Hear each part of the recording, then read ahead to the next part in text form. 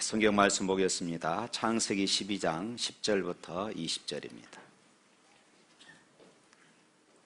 다 같이 봅니다. 그 땅에 기근이 들었으므로 아브라함이 애굽에 거류하려고 그리로 내려갔으니 이는 그 땅에 기근이 심하였습니다. 그가 애굽에 가까이 이르렀을 때에 그의 아내 사레에게 말하되 내가 알기에 그대는 아리따운 여인이라 애굽 사람이 그대를 볼 때에 이르기를 이는 그의 아내라 하여 나는 죽이고 그들은 살리리니 원하건대 그들은 나의 누이라 하라. 그러면 내가 그대로 말미암아 안전하고 내 목숨이 그대로 말미암아 보존되리라 하니라. 아브라함이 애굽에 이르렀을 때에 애굽 사람들이 그 여인이 심히 아름다움을 보았고 바로의 고관들도 그를 보고 바로 앞에서 칭찬하므로 그 여인을 바로의 궁으로 이끌어 들인지라.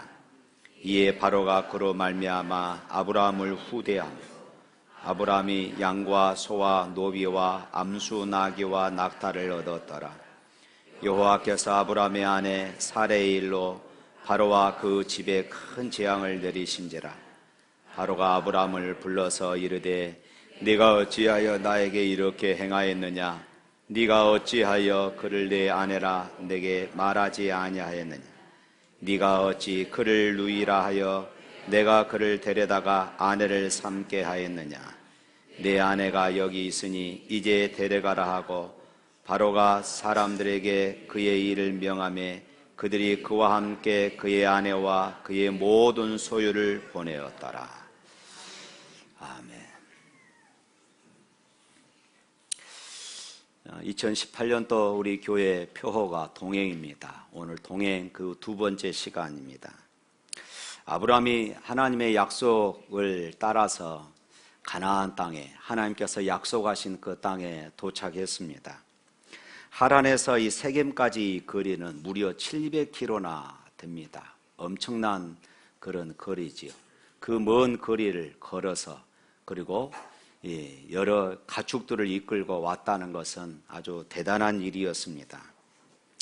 아브라함은 가장 먼저 하나님 앞에 제단을 쌓습니다. 여기까지 인도해 주신 에베네셀의 하나님 감사합니다, 찬양합니다, 사랑합니다 하는 이런 고백이었죠.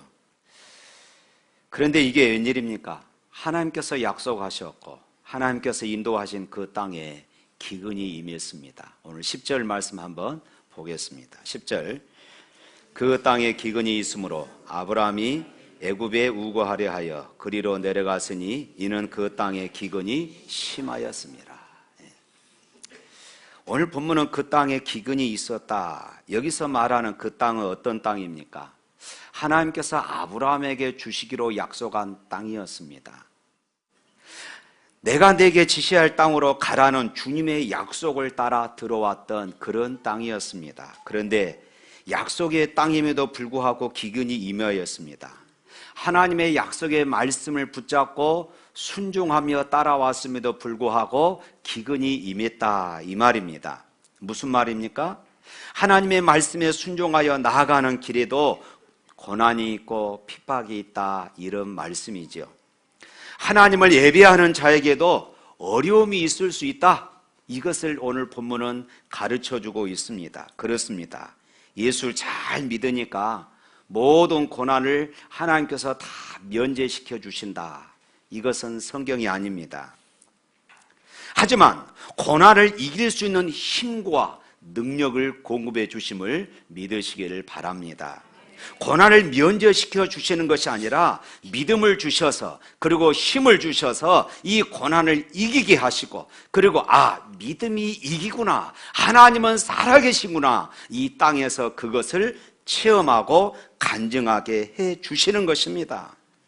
그러면 아브라함은 그 땅 기근이 임하였을 때 어떻게 했습니까? 이제 방금 읽었던 10절 말씀에 보니까 애굽으로 내려갔다 그렇게 말합니다. 그리고 애굽으로 내려간 이유는 그 땅의 기근이 심하였으므로 이렇게 표현을 하지요.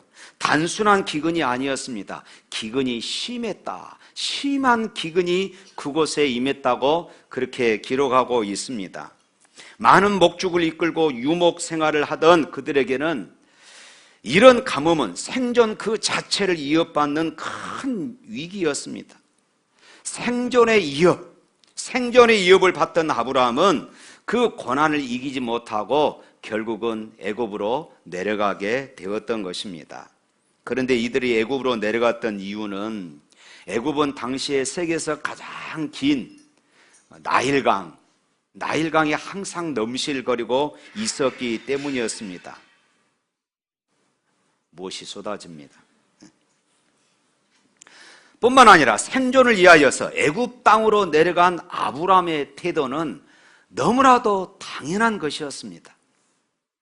자기뿐만 아니라 자기 가축들을 다 길러야 했기 때문입니다. 하지만 신앙 차원에서 보면은 이것은 불신앙의 처사였다는 것이지요.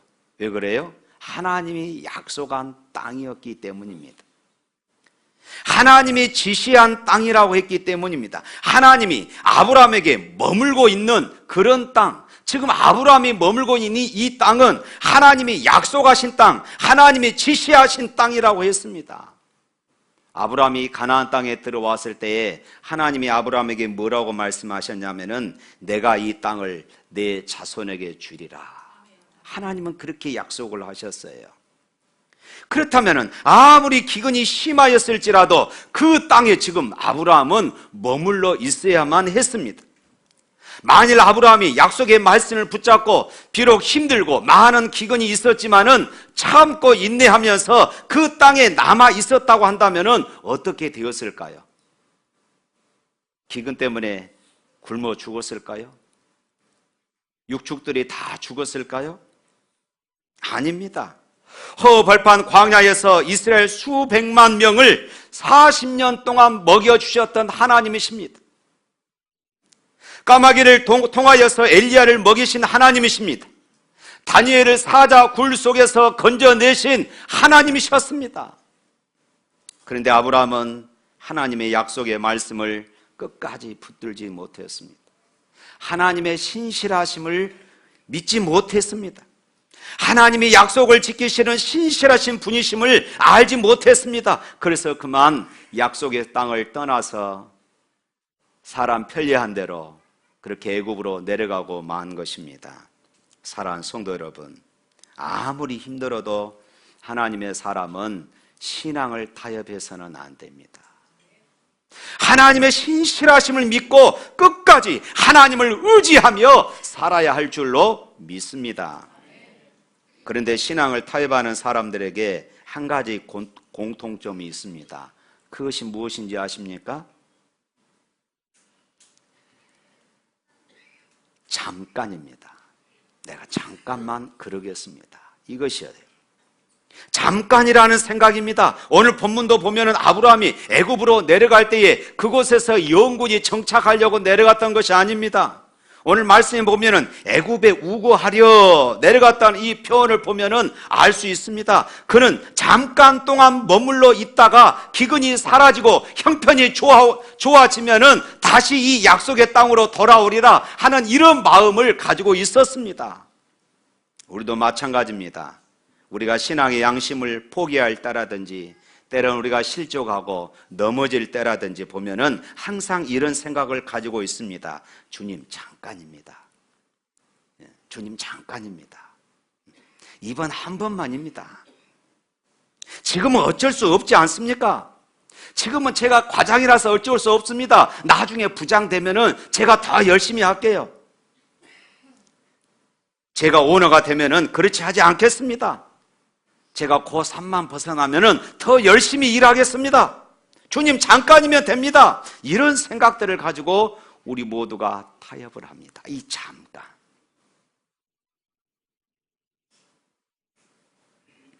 그러나 여러분, 이 생각은 사단이 주는 생각임을 우리가 기억해야 합니다. 아브라함이 애굽에 이르렀을 때의 마음속에 염려와 두려움이 생기기 시작합니다. 그것은 자기 아내 사레 때문입니다. 그래서 사레 때문에 자기를 죽이고 사레만 빼앗길 수 있겠구나 하는 이런 생각이 들었습니다. 11절 말씀 읽어볼까요? 11절. 그가 애굽에 가까이 이르렀을 때에 그의 아내 사레에게 말하되 내가 알기에 그대는 아리따운 여인이라. 자기 아내 사레가 너무 예쁘기 때문에 애굽 사람들이 자기 아내를 빼앗기 위해서 자기를 죽일지도 모른다는 생각이 들었습니다. 이것을 보면은 당시에 이 사라가 얼마나 미모의 여인이었는가 하는 것을 알 수가 있어요. 아리따운 여인, 11절에 그렇게 말했는데 이 아리따운 여인을 지역을 하면 이렇습니다. 광채가 날 정도로 아름답고 화려한 여인, 바로 그 말이에요. 광채가 날 정도로 아름답고 화려한 여인. 사라는 단순히 아름다운 정도가 아니라 광채가, 그 미모가 광채가 날 정도로 아름다웠다, 이렇게 말하고 있습니다. 사실 피부색이 하얗고 얼굴에 광채가 나는 사라는 피부가 당시에 갈색이었던 애굽인들의 눈에는 광채를 발하는 것처럼 아름답게 보였을 것이라 생각이 되어집니다. 이때 사라의 나이가 아브라함과 나이 차이가 10살이니까 적어도 65세 이상은 되었습니다. 물론 지금 현재 65세와 당시의 65세는 엄청난 차이가 있어요. 아브라함이 175세까지 살았으니까 생각해 보십시오. 65세면은 20대입니다. 20대.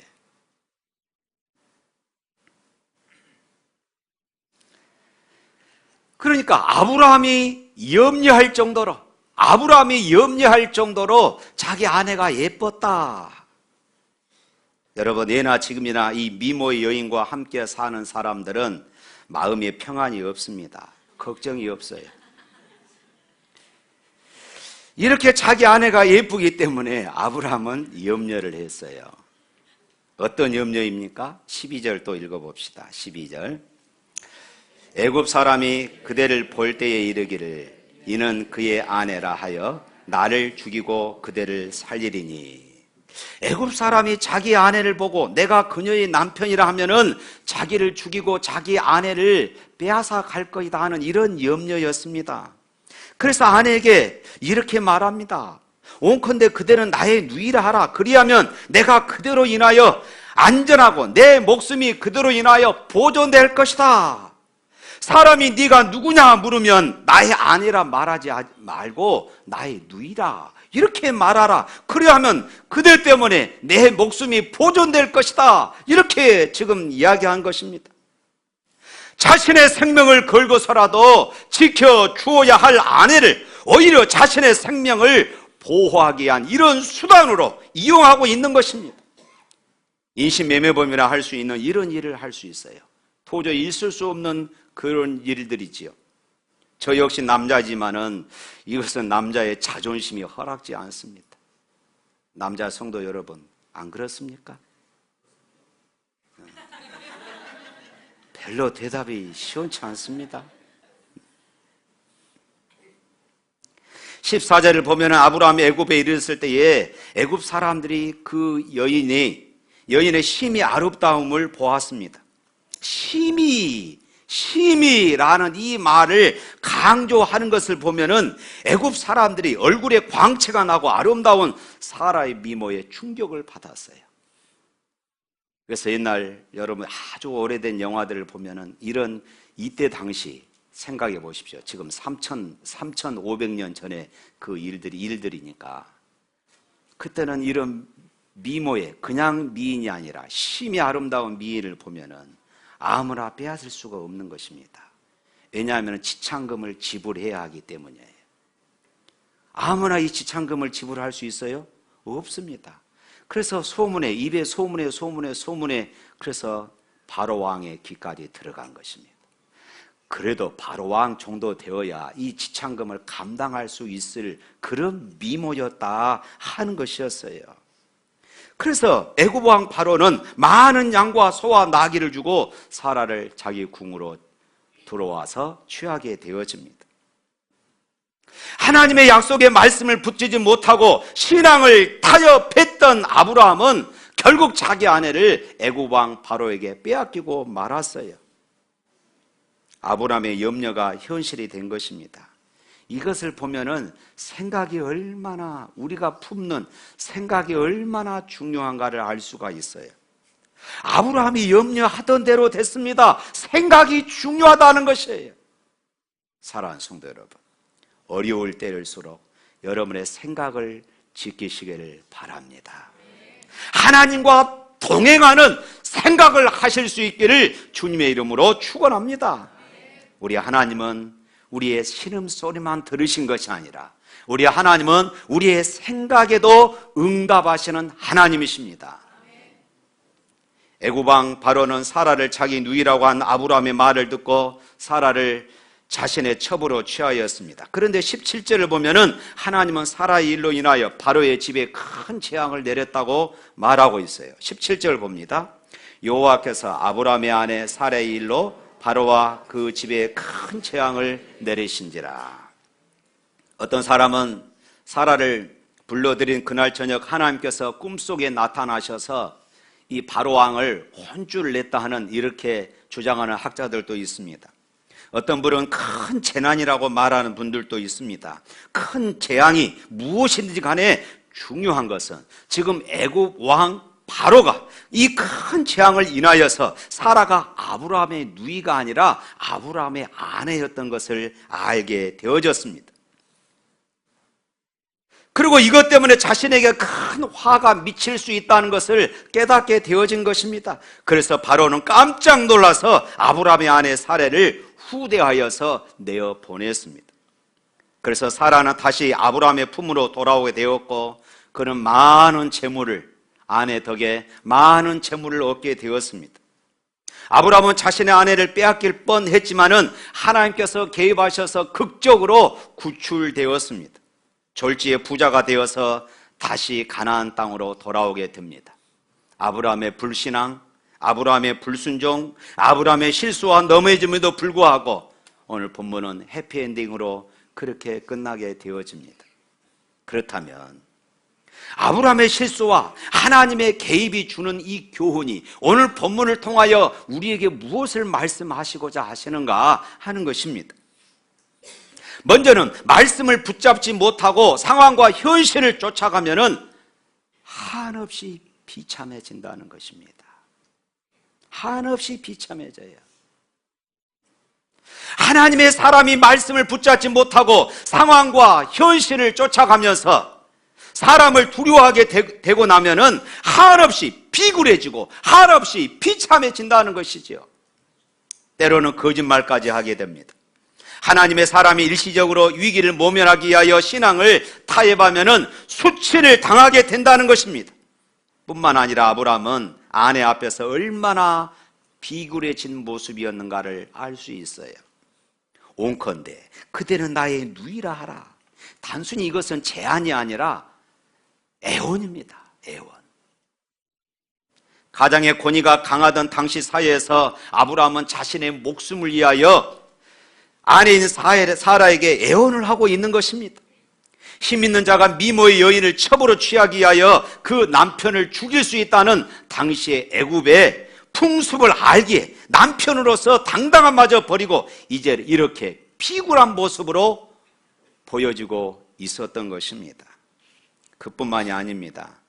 사라를 첩으로 취하기 위하여 받아들였던 애굽 왕 바로가 하나님으로부터 혼쭐을 난 이후에 이렇게 아브라함을 책망합니다. 18절 말씀 또 읽어보겠습니다. 바로가 아브라함을 불러서 이르되 네가 어찌하여 나에게 이렇게 행하였느냐? 네가 어찌하여 그를 내 아내라 말하지 아니하였느냐? 너 왜 내게 거짓말했어? 그런 말입니다. 19절에서도 그러지요. 네가 어찌 그를 누이라 하며 나로 하여금 그를 취하여 아내를 삼게 하였느냐? 책망합니다. 지금 어찌하여 이 말이 3번이나 반복되고 있어요. 이것을 통하여서 아브람, 하나님의 사람인 아브람을 책망하고 있는 것입니다. 다른 사람의 잘못된 것들을 책망하고 바른 길로 인도해야 할 하나님의 사람, 하나님의 백성이 하나님을 알지 못하는 이방인에게 이렇게 3번이나 반복된 호된 질책을 당하고 있는 것입니다. 사랑하는 성도 여러분, 하나님의 사람이 약속의 말씀을 붙들지 못하고 눈앞에 펼쳐진 그런 상황만 바라보며 살아갈 때는 이렇게 사람을 두려워하게 되고 비참해지게 되는 것입니다. 이렇게 비참해지고 수치를 당하게 되는 것이에요. 사랑하는 성도 여러분, 고난이 있습니까? 여러분 하는 일들이 잘 풀리지 않습니까? 남모르는 가슴 아래가 있습니까? 순간의 위기를 모면하기 위해서 신앙을 타협하지 마십시오. 하나님의 사람은 언제나 말씀 안에 거하며 살아야 합니다. 하나님의 사람은 언제나 하나님의 말씀을 붙들고 살아야 합니다. 이것이 바로 동행입니다. 하나님의 사람은 성령의 인도하심을 따라 살아야 할 줄로 믿습니다. 두 번째로 오늘 이 말씀을 통하여 우리를 교훈하는 것은 하나님은 약속을 지키시는 신실하신 분이심을 우리에게 가르쳐 줍니다. 왜 하나님이 주신 약속을 잊어버리고 애굽까지 내려가서 거짓말을 하고 그리고 부인을 팔아버린 아브라함을 왜 간섭하시고 복을 주셨을까요?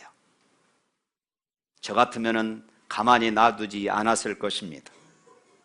하나님께서 갈대아 우르에 불러냈다면 분명히 먹고 사는 문제를 하나님께서 해결해 주셨을 것인데, 하나님을 불신하고 약속도 잊어버린 채 애굽으로 내려가서 거짓말이나 하고 자기 혼자 살겠다고 아내를 배신하고 팔아버린 이런 아브라함, 왜 하나님께서 그냥 놔두셨느냐?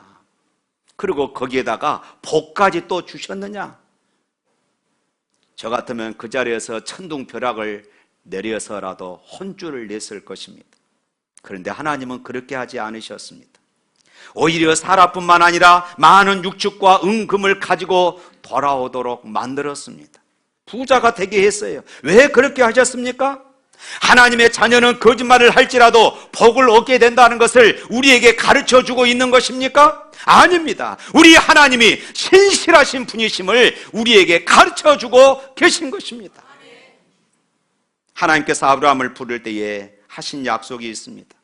창세기 12장 2절에 보면은 내가 너로 큰 민족을 이루고 내 이름을 창대케 하여 복의 근원이 되게 하리라. 이 약속은 하나님이 일방적으로 아브라함에게 주신 말씀이었어요.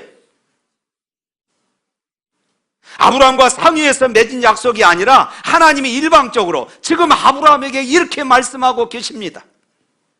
이 약속의 내용은 아브라함의 후손으로 결국은 아브라함의 후손 가운데 메시아가 탄생할 것이며 그 하나님의 자녀된 후손이 밤하늘에 빛나는 별처럼 많을 것임을 약속하고 있어요. 그러니까 이 약속은 인류 역사에 아주 중차대한 메시아 예수 그리스도에 관한 약속이었습니다. 그런데 문제는 아브라함이 그 약속을 잊어버린 채 애굽으로 내려가 거짓말하며 자기 아내를 바로의 궁정에 팔아버린 것입니다. 아브라함의 입장에서 볼 때는 이것은 아무런 문제가 아닐 수 있었지만은 하나님 입장에서 보면은 이것은 큰일 날 문제였던 것입니다. 왜냐하면 하나님이 약속하신 메시아는 바로 아브라함의 후손으로 주시기로 약속되었기 때문에 사라가 아브라함의 장막에 있지 않고 바로 왕의 궁정에 있게 된다면 이것이 이루어질 수 없었던 것입니다. 그래서 하나님은 자신이 하신 그 약속을 지키기 위해서 사라를 구출해 내신 줄로 믿습니다. 하나님은 자신의 약속의 성취를 위해서 더 나아가서 온 인류를 구원하기 위해서 바로 그 약속을 지키신 것이에요. 사랑하는 성도 여러분, 하나님은 이렇게 약속을 지키시는 신실하신 분이심을 믿으시기를 축원합니다. 그것이 하나님의 본질이고 그것이 하나님의 성품이에요. 우리 인간은 그렇지 못하죠. 어떤 약속을 해놓고도 때로는 이익 때문에 그 약속을 지키지 않습니다. 때로는 건강 때문에 약속을 지키지 못할 때도 있습니다. 때로는 시간이 없어서, 때로는 자신의 감정 때문에 약속을 지키지 못하는 경우들이 참 많습니다. 그러나 우리 하나님은 전능하신 분이시기에 반드시 약속을 지킬 줄로 믿습니다. 하나님은 신실하신 분이십니다. 그러므로 우리에게 하나님의 약속이 있는 한 우리는 축복받는 존재임을 믿으시기를 축원합니다. 성경을 보면은 하나님께서 사람들 외에 어떤 피조물과도 약속을 맺으신 적이 없습니다. 오직 하나님은 사람과만 약속을 하셨어요. 그런데 하나님은 오늘 믿음의 사람들에게 얼마나 많은 약속들을 하셨는지 모릅니다. 성경에 보면 수없이 많은 그런 약속들을 우리에게 베풀어 주셨어요. 사랑하는 성도 여러분, 그러므로 아무리 힘들고 어려워도 하나님의 약속의 말씀을 붙잡고 살아가시기를 축원합니다. 이것이 바로 동행입니다. 힘들고 어렵다고 하나밖에 없는 생명을 끊으려고 하지 말고 하나님의 약속의 말씀을 붙잡고 씨름하며 사십시오. 이것이 동행입니다. 하나님의 약속의 말씀을 붙잡고 순종하십시오. 하나님의 약속의 말씀을 붙잡고 하나님 앞에 엎드려 기도하십시오. 이것이 바로 동행입니다. 신실하신 하나님께서 그 약속대로 행하실 것입니다. 하나님 오늘 또 그 약속 때문에 우리와 동행하시고 우리의 기도에 응답하시고 그 약속 때문에 하나님 오늘 우리를 도우시며 우리를 보호하시고 인도해 가실 것을 믿습니다.